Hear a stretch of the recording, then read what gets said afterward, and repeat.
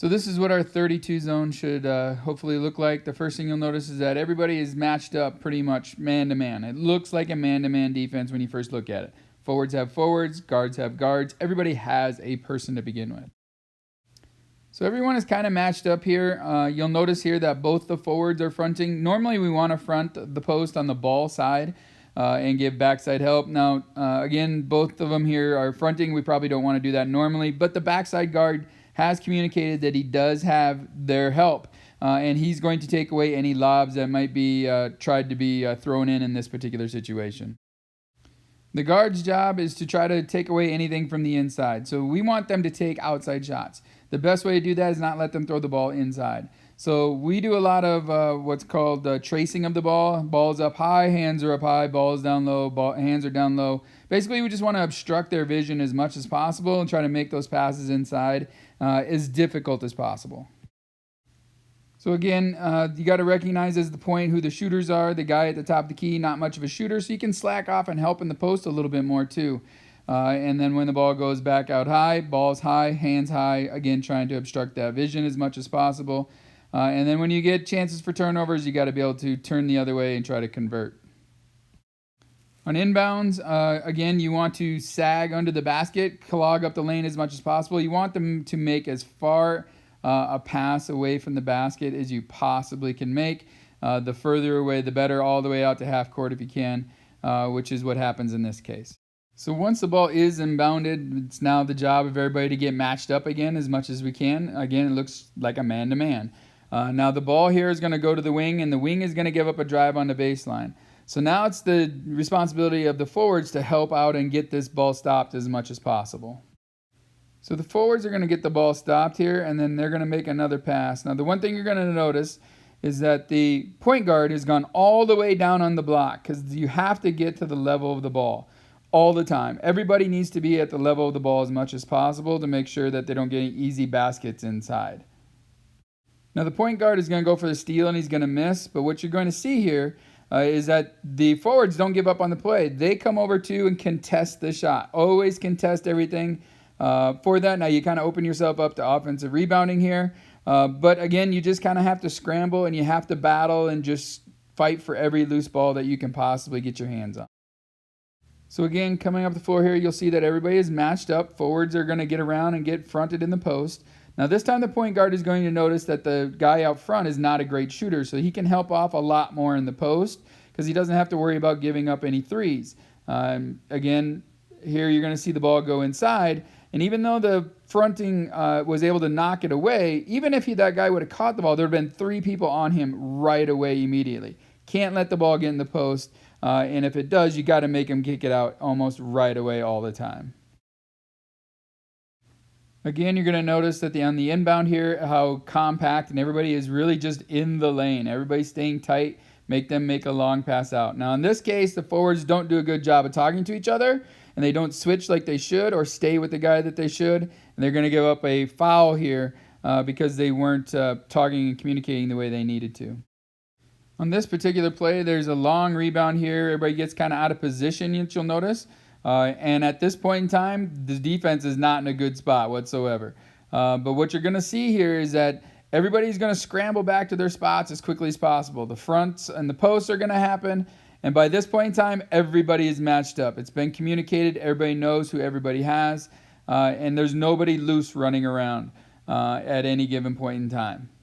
So they're going to throw a lob here into the post. And what you're going to notice is that the forward on the other side is slow coming over to help take away that lob. So is the point guard slow getting down to the level of the ball. And then they get a good catch and an easy looking shot because of that.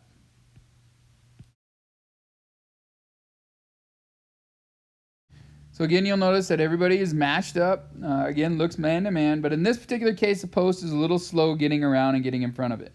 And so now the point guard recognizes that, and now he has to get down and try to take away that pass as much as he can and discourage it.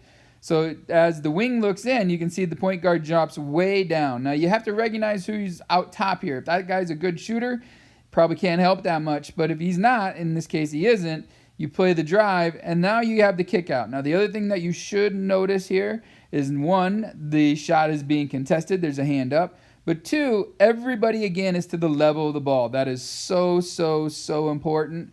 And in this case, you're going to end up getting a pretty good rebound. So just change the pace here. Here's your old coach with video evidence that he did score a basket or 2 when he played.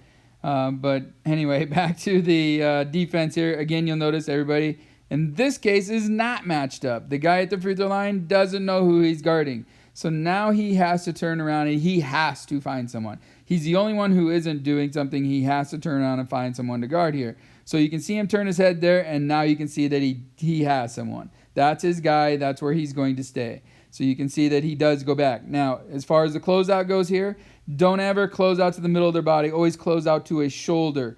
Closing out to a shoulder allows you to dictate which way that they are going to go in terms of attacking the basket, and it gives you, the defender, a lot more control over what's happening on the defensive end. So in this case, he's going to close out to his left shoulder and make him go right, which ends up with a pass on the bottom here. Now, again, you're going to notice that everybody is going to sink down to the level of the ball. Again, super, super important.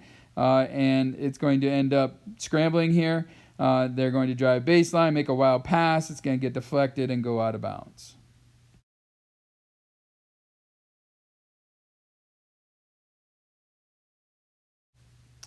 Now this time there's going to be another mix-up. The point guard now doesn't know who he's guarding. But the one thing that's going to happen here again is that the ball's going to go inside and everybody's going to sink down to the level of the ball. They're going to make a pass across here and there's going to be a tie-up. But again, because everybody sank to the level of the ball, that pass is intercepted. So again, another inbounds play. Again, you're going to notice that they're basically everybody is in the lane again. Try to clog up that lane as much as you can. Force that pass out as far away from the basket as you can, which is what happens here. The only thing that's different this time is the wing's going to come over and kind of half trap a little bit, just create some confusion in this particular play. And it's going to confuse the guard, and he's going to make a bad pass and throw it away out of bounds. Again, another baseline out of bounds play here, clogging up the lane like they want, and then making that long pass, which is what you want defensively. Now, 15 is their best player, so you want to try to make sure you get it out of his hands as quickly as possible. Now, they're going to make a good play here and get it to 15 for a shot, but what I really want you to notice is how there's 3 people there to contest that shot right away. Now, he makes it, but that's a really tough shot. So on this last play here, I want you to pay attention to 43 in black. Not really much of a scorer, and we know that. And so therefore, the forward doesn't really have to come up and wrestle with him quite so much. He's more worried about taking away the backside lob. Because if 43 gets it and shoots it, that's kind of what we want to have happen. So we're not worried about that. The other thing is it allows the point guard to roam a lot more. So now you're going to see that the point guard is going to sneak out and try to get this pass. And he's going to get a little bit of a fingertip on it and knock it away for a second. But again, that just gives you a little more freedom when you can recognize who the shooters are, who the scorers are, and who isn't. And then you can take that stuff away. So ball is dead here. You're going to see the point guard. You're going to try to make this as difficult as possible. But again, you can do all the right things, and still sometimes they're just going to make a basket, and that's okay, and understand that.